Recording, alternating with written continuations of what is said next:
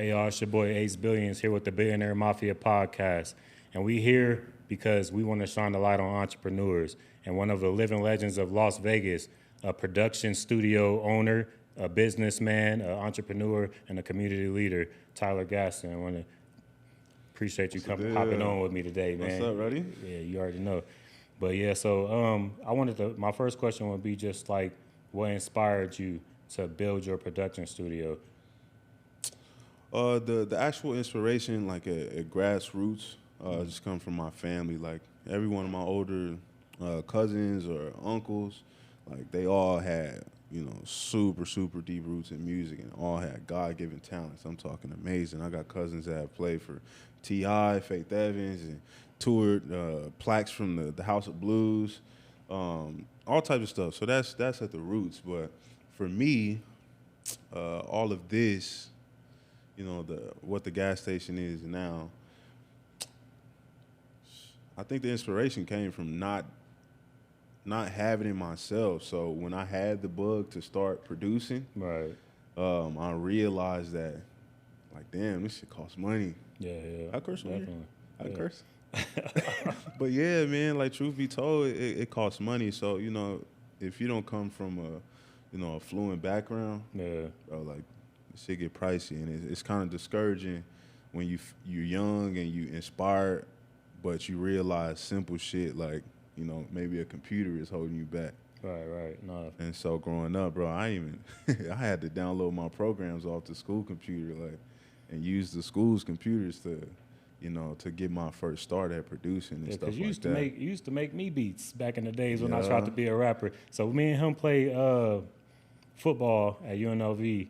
He played line, I played linebacker, and we graduated from UNLV together and just went right into entrepreneurship after that, and it really ain't really looked back since the football career. So what happened with that? Why'd you stop playing football? A host of reasons, man. Our coach, man. Shout out, Co-talk. Shout out to Bobby Houck, man. Shout out to Bobby Houck. Oh man. He was back. They brought him back. Nah, you bringing it back. Oh boy. Yeah, I was about to say, sheesh. Scars, boy. Nah, for real. He was a blessing and a curse. Yeah. He was definitely a blessing and a curse. Off the field, he was a great guy. Yeah. We had a lot of talks, man. He helped like build me up in a businessman type of mindset, man. He let me know that it was actually more to it than just playing football. That it was a business. You know? You know as very well as I know, and everybody else in Vegas, we struggle with some of our seasons. Yeah, 100%. And one of those seasons, I like to highlight this too, because it was a part that was pivotal for me in understanding, like, how shit plays out, and everybody got somebody to answer to in terms of the job they're trying to get done. Right. And so, man, I think it was our junior year. We had finished probably 2 or 3 and 11 again, or something like that, one of them shitty ass records. And we were in Hawaii. We was in Hawaii. Slid that in there. Right. So we was in Hawaii, bro, and we had lost, and they were talking about actually firing Bobby, right? Yeah. And bro, it was me and him. He was the last ones leaving the locker room, and he was crying, man. And I thought I was tripping. I looked over, I seen him crying, and I asked him, I'm like, Coach, man, you good? Like, we in this together. I was your first class, you was my first college coach. You the only college coach or head coach that I know of. And so we actually had a moment where he told me, and he got to share his sides of it from being a head coach, right. and how it's not just as easy as people would think. It's not just calling plays. Nah, for real. It's a lot of politics involved, and and people don't see that. That's behind the scenes. Like, people don't really see that part of it, like how much of the politics it really is. Yep. Like, and you got to experience that. So. Yeah. So, and I say that to say, me quitting football was a lot that played into it mentally. So, it took us so long to get, a winning season. I had kind of start losing I started to lose the love and the passion for the game. Right. So by the time I even got an NFL opportunity, I kind of already knew that I really wanted to do music. And so my plan was to go play in the league, build my money up. Yeah. Exactly. And then, pour it back into music. It didn't turn out that way, but I still left on my terms. So, as you know, like, if you're not a first-round draft pick or somebody, like, Yeah. you can get cut. You feel me? Like, you on Yeah. a chopping block. Ain't nothing else. You feel me? And so it's a lot of it's heavy in faith. And that was one of the times in my life where it really, became monumental. Right. Because it taught me that I didn't need to play football in order to be happy, to make money, to be wealthy, to experience the blessings of a football player. Yeah, it was a stepping stone for you. Exactly. And so for, people like us, when you come from the neighborhood, bro, or matter of fact, you a kid of color and you got size, or you got, a gift in sports, right? You may be gifted in sports, but they never really ask you what you really want to do a lot of the times. Never. Right? It's always kind of assumed that if you good at football, you going to the league, or you going to music, basketball, or, you know what I'm saying? And then now, within the last decade and a half, you're starting to see a lot more people want to do rap and different things like that. But typically, man, our gamers. Yeah, right. Now That's the new thing too, man.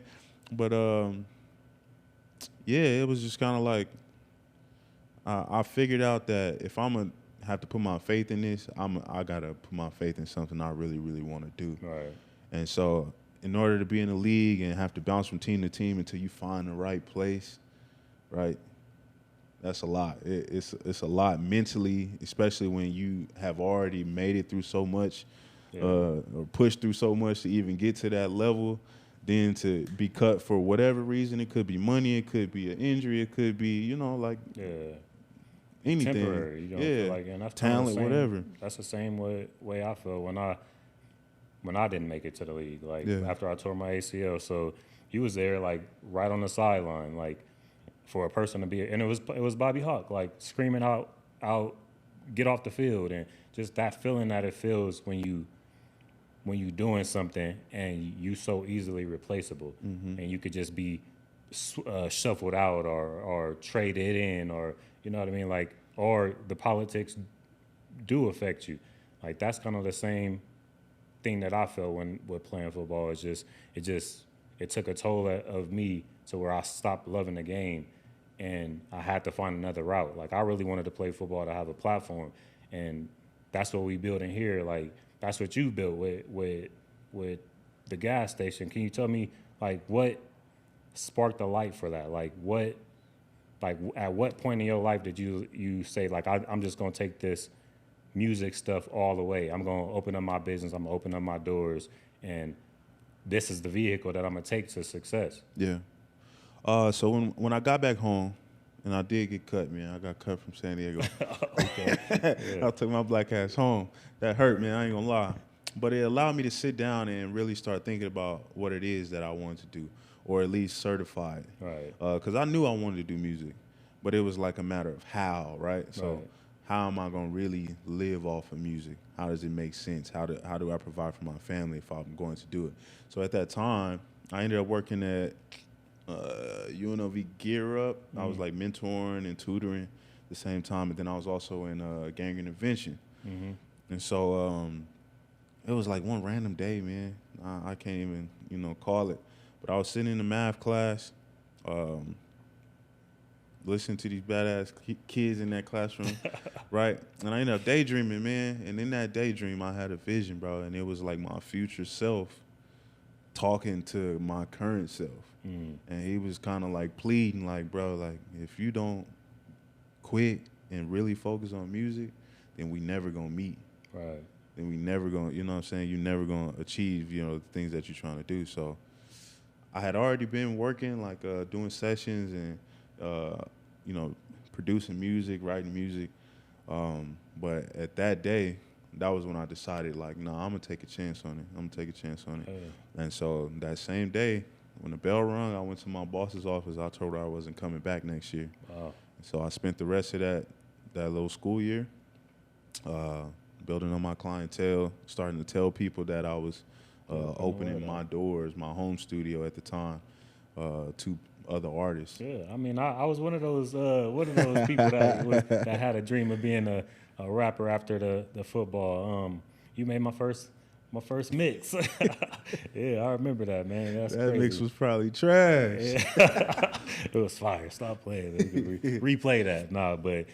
We I remember in your house. It was in your mom's house, and we used to come through, and really, I could kind of see it then, like the drive, like the mindset that it took. Like you was in there every day grinding. If we called you, you was there, and it was like it takes that mindset, and it takes that ambition and that clear of what you want out of life to actually take that leap of faith and do the things that you set out to do, that you really felt in your heart. And we talk about like passion, we talk about all that, but when did you know, like, I mean, you always had passion for it, for real, but like now you at a point, do you still feel that passion? Absolutely. Yeah. Yeah, I do. And I see it in other different types of ways. Now, because I'm growing and the vision keeps getting bigger, like Right. we started with music, right? I was producing, just engineering songs. And then it grew to, okay, well, I kind of like teaching this too. Yeah. So now we got 2 rooms at the studio. I got another engineer.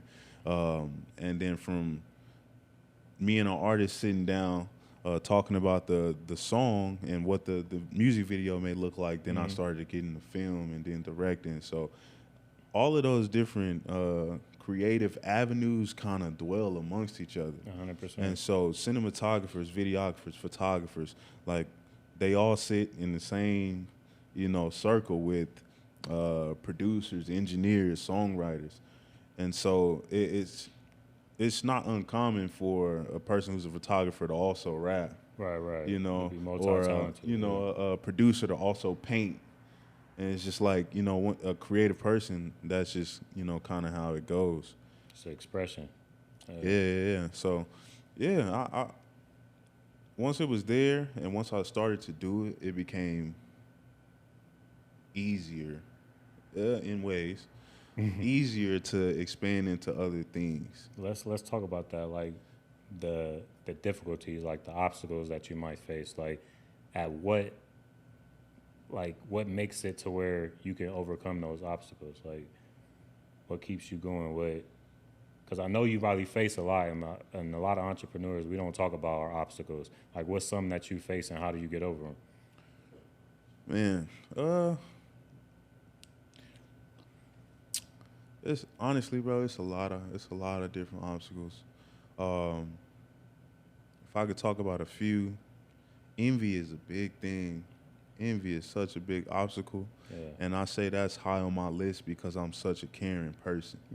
Right? So in business, one of my biggest obstacles was learning how to separate the personal from business. 100%. And when you're an engineer, sometimes you're an engineer, you're a fitness coach like yourself, right? You make a personal connection with people. It's not just, you come in, I'm a robot, I do my job, I send you home. Like it's not like auto mechanics where, I'm just working on your car and then I fix the car and I send you back. Right. Nah, we share energy, like it matters when you bond with people in that way. And so me being a caring person, bro, sometimes it was very, very hard for me to draw a line, draw a boundary in between, my friends and my family and people I thought were my friends, people I thought were my family. And so in this road, bro, I got several pivotal moments where people really tried to, really, really knock me down, bro. Really, really, try to stop what, God had for me. And it kind of shocked me in a lot of ways.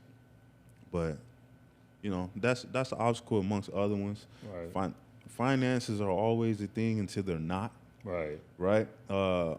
Us is minorities, bro. Like we don't get taught. We don't always come from the best financial situations, and so you already working out of a deficit in a way, and so you trying to break the break the cycle, the mindset. You know what I'm saying? Break the cycle, bro. Stuff that you've been taught that's been wrong for generations in your family. And it turned into habits. Like you start to see yourself not even intentionally like doing things, like spending on certain things or trying to portray a certain look, and that costs. Like everything that we face as far as in a minority, it's all of like what society is showing us and what we've been around, our surrounding and our environment. So, and to be honest, like we've had a consumer society and community for so long, building this entrepreneurship and building businesses like this, that's a game changer for us. Like for people of color and even athletes, like just coming from that same aspect, like to see the people can do it in our industry or coming from where we come from and build what we've been able to build. And tell me more about like your fight, like how you broke those habits. Like give me some tips on how we could break those habits of just our like financial illiteracy. First thing I would say is expose yourself to more than just the people you grew up with. Right. When you expand your horizons and when you really think about that statement, right? When you look out on the top of your day, right, and you see that skyline, like think beyond that. Right. See beyond that. Go and mingle beyond that. One of the blessings, the main things that I did appreciate about college was the fact that we in a melting pot. You know, it's thousands of people on there, so it forces you to learn how to talk and communicate and bond and network with, you know, people that don't look like you, that come from different backgrounds. So you're not supporting the dropout of college? No. Hey, don't get me wrong. Don't get me wrong. If it was a way, well, we were on scholarship, but if there was a way where you can study whatever you're studying, right, and then just be able to go talk to people in the student union, you know, and still mix and mingle. Yeah, and I used to have to do that. I used to have to hop into classes, and like once I graduated, I used to still go back and sit in certain engineering classes, bro. Like I would talk to the teacher. I had psychology classes or psychology teachers that would let me sit inside the class, and like you could be a student and not have to go to school.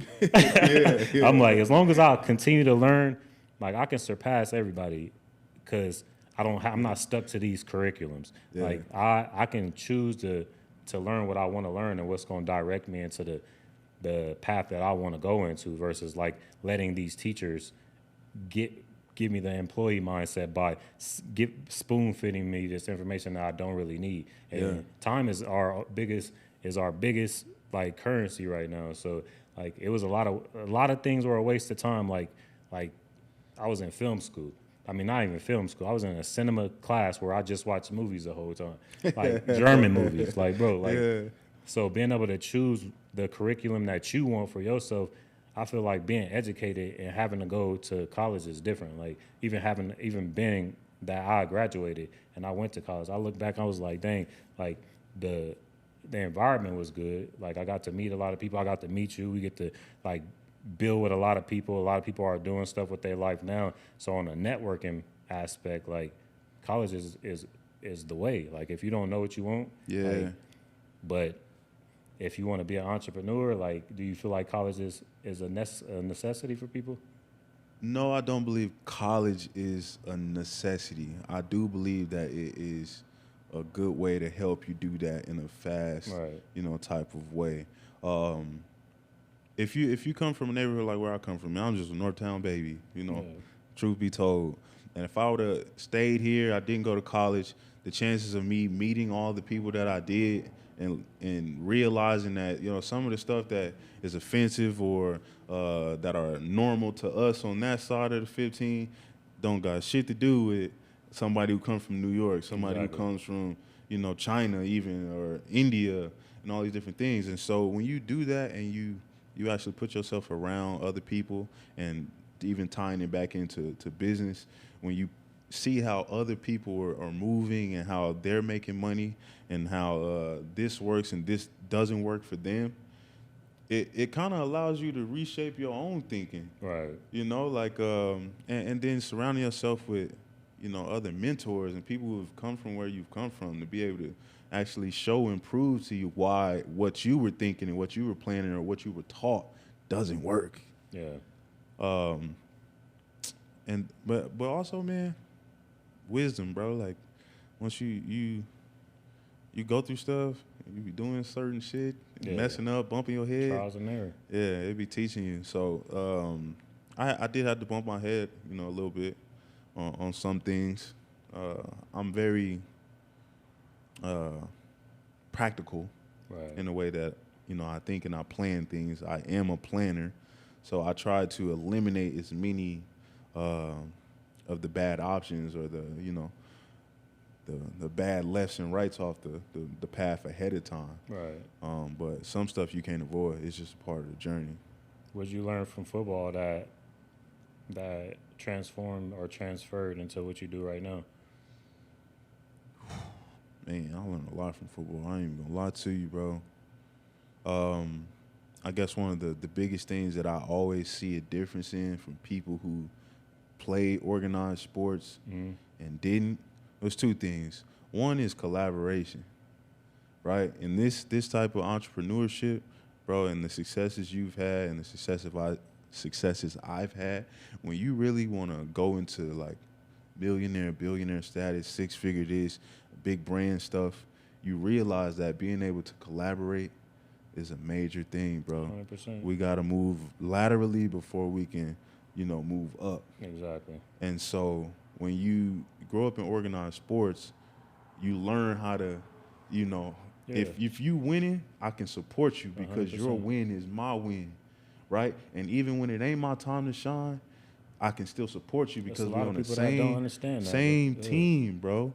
And especially football, too. Football takes it even further because you need 80% of everybody on the field doing their job in order for y'all to have, you know, success as a team. Exactly. Right?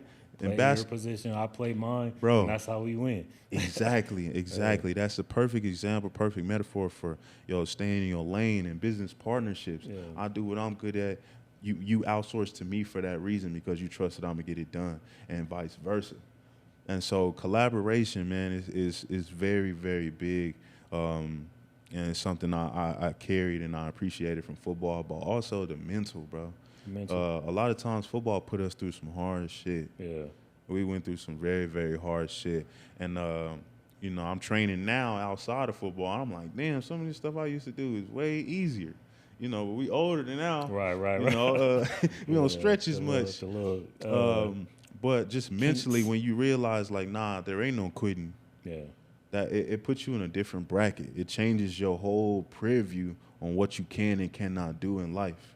And really about what you can do, because if you don't think about quitting, most of the time you're not going to quit. And so that's something I will never, bro. I will never forget that football taught me that.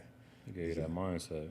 Things get hard, bro, and you really feeling down, and you know, even when we was losing or something in the game, you know, at any point in time that can change. Yeah, you focus on the next play.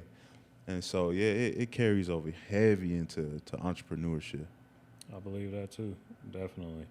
Yeah, the collaboration is big, man. Like, I could have tried to do like a lot of like production stuff on my own, but I feel like that's been an issue with our community as well, is like being able to collaborate and share the success and share the win, because a lot of people just want everything on their own. Mm-hmm. And a big piece of nothing, I'd rather take a small piece of something big. Mm-hmm. And that's always been my mindset. I love to collaborate because that's when the creativity happens. That's when the magic happens, when the contractors and the people that build walls and the people that bring the concrete and the people that do the wood, like, they come together, we can build something great.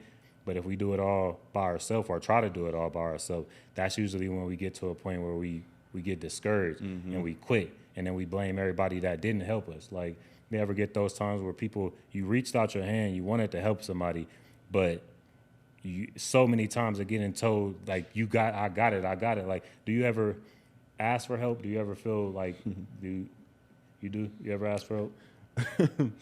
In different ways. Or you feel like you got this? Nah, you absolutely do need help. Yeah. I pride myself on not needing financial help. Right. I'll be trying to make sure I can, you know, figure that out on my own as much as possible. But everybody need help in some type of way. Right. It's just a part of it. Even if it's guidance, like, man, how did you get through this? What did you do? Right? Or, yo, can you mention me next time, you know, a person needs that? That's help. Yeah. And so we weren't meant to be on the planet alone, but it's also a reason, you know what I'm saying? So it's a reason as to why we supposed to, you know, mention each other or work with each other too. Exactly. Yeah. I believe that too, definitely. And speaking of like the financial help, like for young entrepreneurs just like getting started, because financials is usually the issue, what stops people from getting from A to B.